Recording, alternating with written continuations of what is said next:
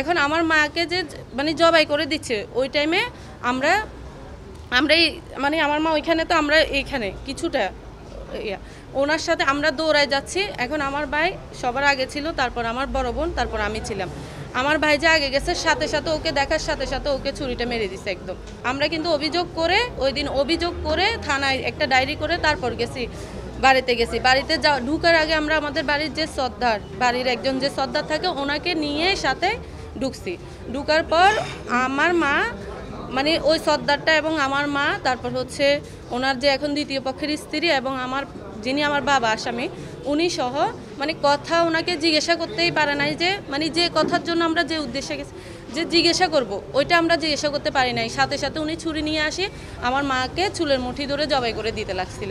ওই মুহূর্তে ওই মহিলাটাও ছিল, ওই সর্দারটাও ছিল, সবাই ছিল। এখন আমার মাকে যে মানে জবাই করে দিচ্ছে ওই টাইমে আমরাই মানে আমার মা ওইখানে, তো আমরা এইখানে কিছুটা ওনার সাথে আমরা দৌড়ায় যাচ্ছি। এখন আমার ভাই সবার আগে ছিল, তারপর আমার বড় বোন, তারপর আমি ছিলাম। আমার ভাই যে আগে গেছে সাথে সাথে ওকে দেখার সাথে সাথে ওকে ছুরিটা মেরে দিছে একদম, মানে ডিরেক্টলি উনি মেরে দিচ্ছে। এটা মেরে দেওয়ার পর এখন যে আমার ভাইকে আমরা ধরবো ওই টাইমটা ওই মুহূর্তে মানে ওই কয়েক সেকেন্ডে নাই। উনি কি করছে, সাথে সাথে আমার বড় বোনকে আমাদের বাড়ির উঠানের উত্তর দিকে দৌড়ানো শুরু করছে ছুরি নিয়ে। আমাকে আর ওকে দৌড়াই আসি, আমাকে আর আমার মাকে আবার দক্ষিণ দিকে দৌড়ানো শুরু করছে। একটা দিয়ে আবার ওই দিকে গেছে।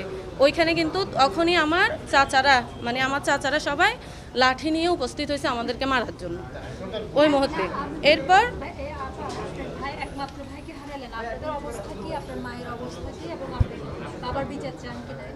হ্যাঁ, আমার মা তো ওনার সম্পদই হারাই ফেলছে এক ধরনের।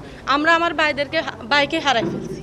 এখন আমরা চাই উপযুক্ত একদম ওনার পাশে চাই আমরা। আমার মাও চাই আমার বাবা যিনি আসামি ওর পাশে, এবং ওর দ্বিতীয় পক্ষের স্ত্রী যিনি এখানে ছিল ওদের পাশে চাই। আর ওনাকে এতদিন যারা উস্কাইছে, উস্কানিমূলক কথা বলছে, তাদেরও আমরা শাস্তির দাবি চাই। আরেকটা কাজ করতো উনি, কিন্তু ওই মহিলাটার সাথে বলতো যে আমাদেরকে ব্যবসা করতো, কিন্তু ব্যবসাটা কি বলে যে ওই মহিলাটা মানে আমার মার সাথে যখন হতো তখন বলতো উনি ওই মহিলাটার সাথে ব্যবসা।